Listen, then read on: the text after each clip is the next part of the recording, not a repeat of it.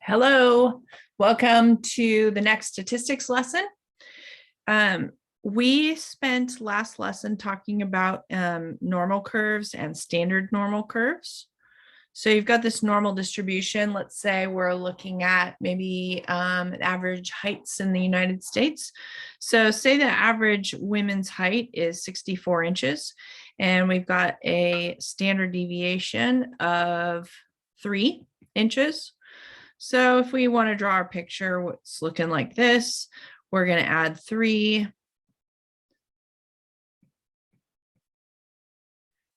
And then subtract 3.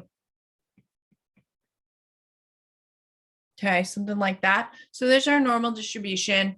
And what we did in 5.1 and 2 is we said, hey, I randomly select a woman who is 65 inches tall.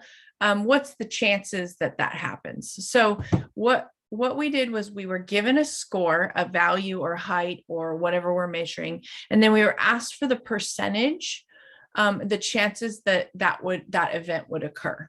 So we were given a value here.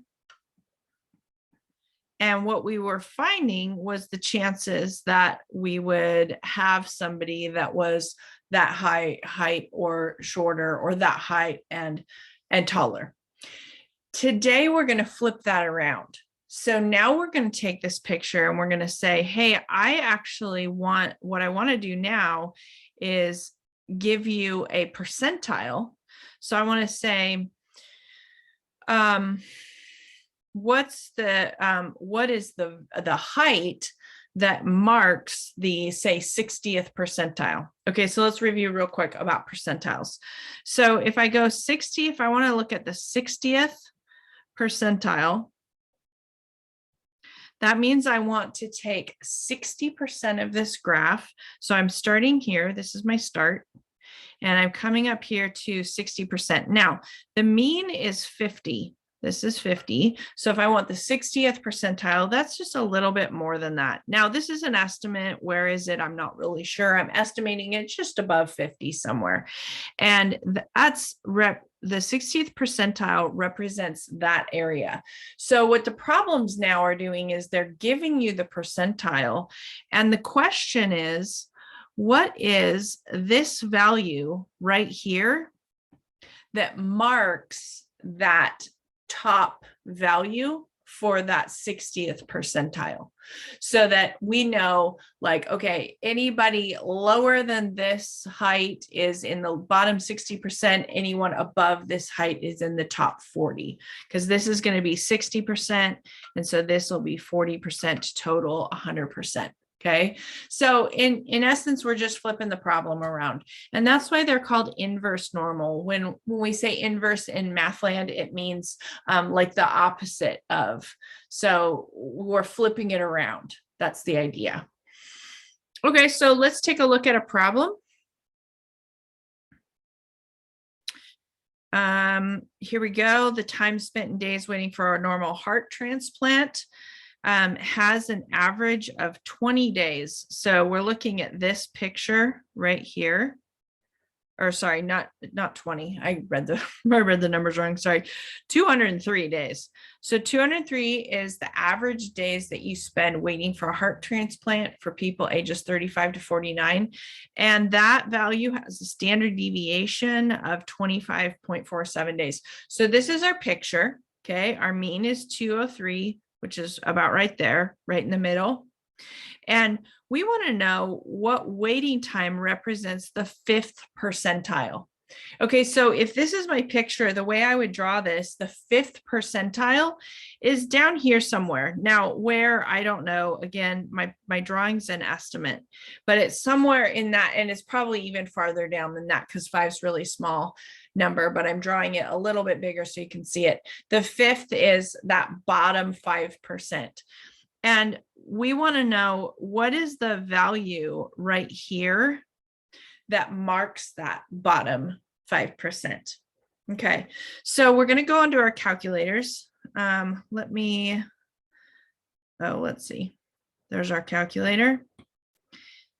And on a TI, we're going in the same place that we did for section 5.1 and 5.2. We're going to go second distribution. So you're going second function here and this distribution. But now when you look at your distribution menu, the one is that normal PDF. The second is normal CDF, which is what we've been using. And the third is what we're going to use today, which is the inverse norm. It's an abbreviation there. So that's what you want to hit enter on. And your screen will pop up and ask you for this information. I want to know the area. In other words, the percentile, okay, the percentage that's being given, the mean, and the standard deviation. And then that's going to kick out a value that's your marker. So my area, in this case, I wanted to know the top 5%. So remember, percent as a decimal, move the decimal 2 to the left. So that's 0.05 for your area. The mean right here is 203.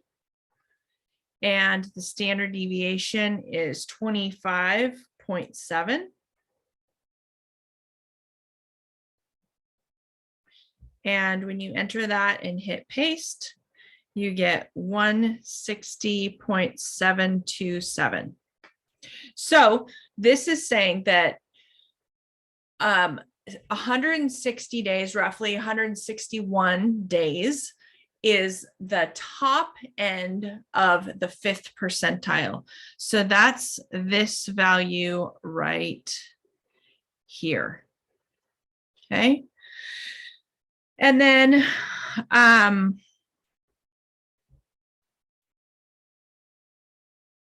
yeah, that looks right to me. Okay, I was just checking my reasonableness of my answer, and that looks good. So that's your answer. Now, if you're on class calc, let's talk about how to do this. You're going to go over here, class calc. You're going to go into stats. And you are going to go to distribution and plot. And class calc works a little bit differently than the TI here.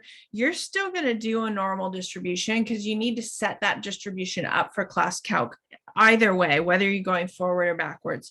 So we're going to enter our mean and our standard deviation. So that's going to be I think we did 203 for our mean, and it was 25.7 for our standard deviation. Okay. And again, if you hit that magnifying glass there, it'll give you your distribution. But now what we're going to do is go back to stat and back to distribution and plot. And we're going down here to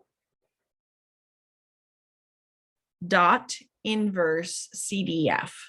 Okay, now a dot in class calc is always an add-on. So if you see a menu option that says dot something, it means it's going to be tacked on the end of something else. So that's what we're doing here is we're going to tack it on the end of the normal distribution. So I'm going to hit that button right there. Now, the sad part about class calc is the picture goes away. They don't show you the picture, but it's okay. You can do it anyways. And what it's waiting for right there is the area. Okay. And what's cool is if you ever have a question about what this means, you can hit this question mark right here and it'll tell you what those mean. So inverse CDF, I want my area, it's going to be 0.05, and then it's giving, oops, I didn't hit the decimal. I was like, what is that answer? Okay, 0.05, there we go. All right, here we go. That's your 160.727, and that's your answer. So that's how you do these inverse norm problems. Now, there's an issue with the way some problems are phrased. Let's use this same scenario, and let's say I ask the follow-up question, what waiting time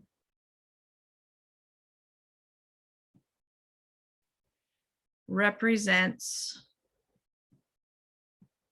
the top 10%. Okay, so here's what that looks like. Here's our picture. Now we're looking at this top 10% here, right? Right here. Okay, the problem with both ClassCalc and your TI is that it always measures the inverse CDF from the left. So these percentiles, when you enter a percentile into the calculator, it's starting here. This is always the start place, and it's moving this direction.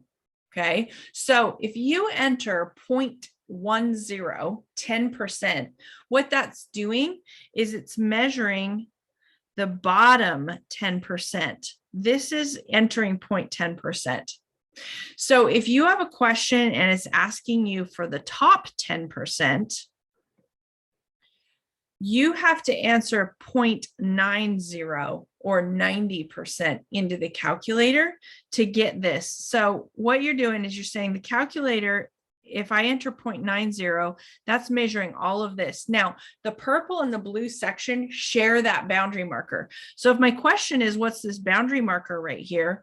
I don't have to measure that, put in that top 10%. I can put in the bottom 90 and they share the same divider marker, okay? But your calculator says, I always have to have that left-hand value from you. So in this previous problem that we did, when it said the 5th percentile, that's assumed percentiles do measure from the left. So that was right here. So we just put 0.05.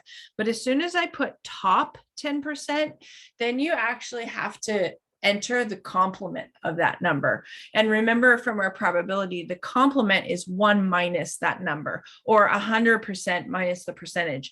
So I would go one of two ways. What I'm doing is I'm taking 100% minus 10% is 90%. That's what I'm going to enter into my thing. Or if you want to do it in decimal form, it's 1 minus 0.10 is 0.90. And that's what you're entering into your calculator.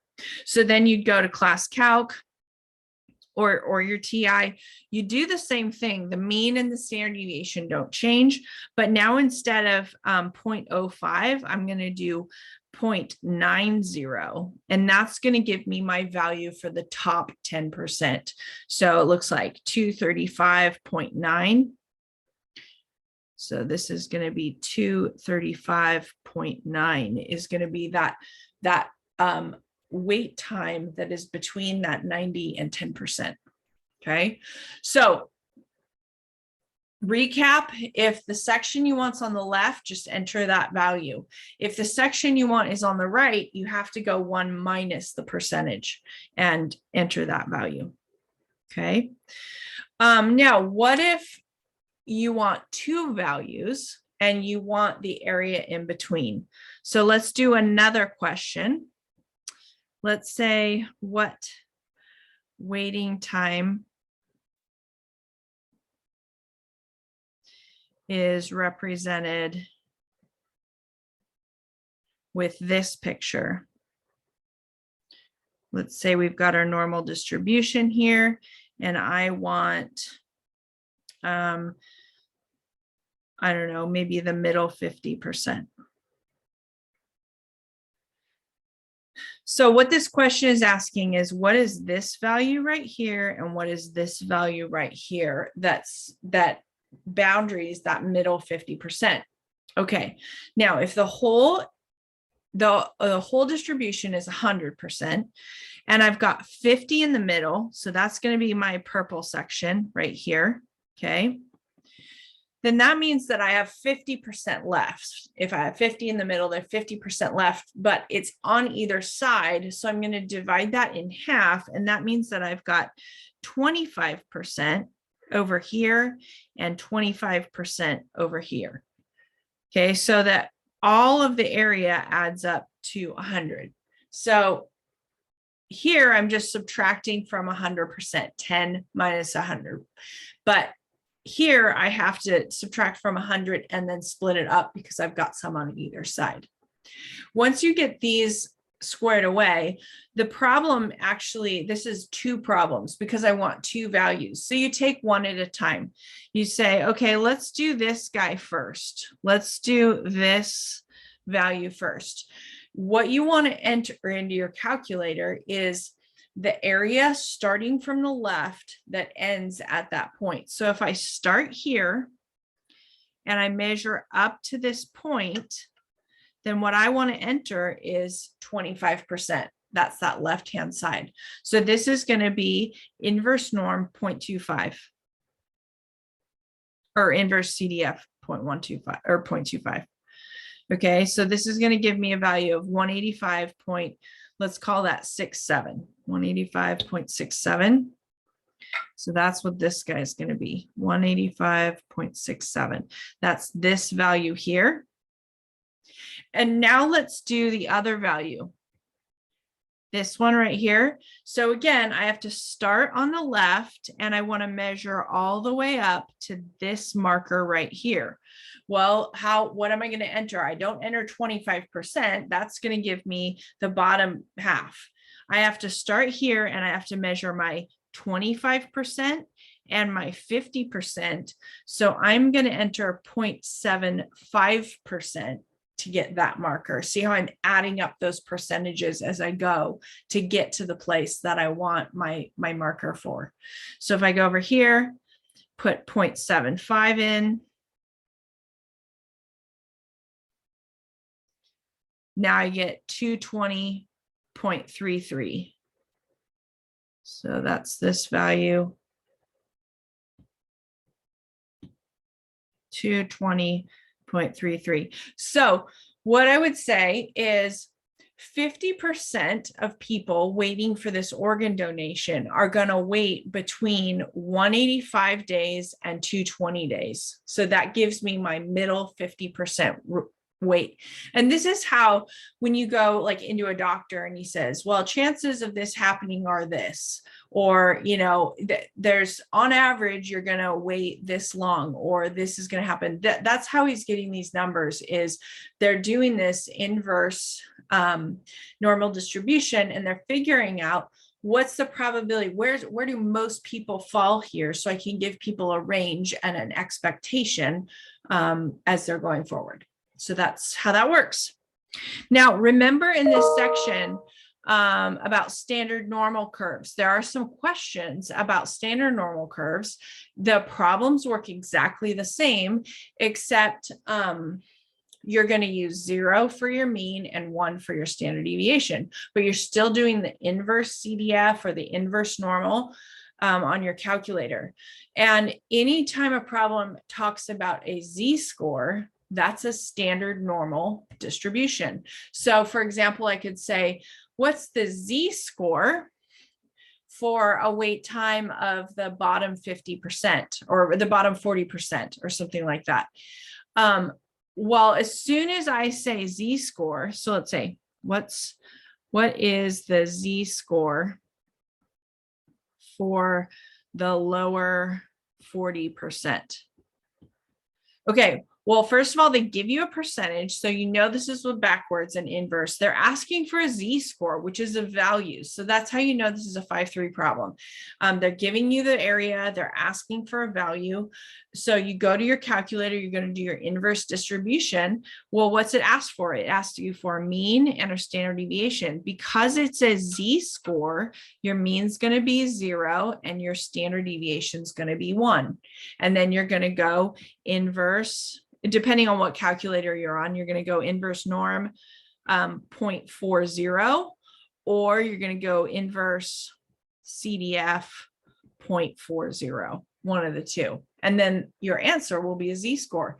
Now, because it's a Z-score, you're going to probably have a value between, say, -4 and +4, or somewhere roughly in there, because remember, this distribution slid down, centered at 0. So you should expect numbers in that -4 to 4 range, typically.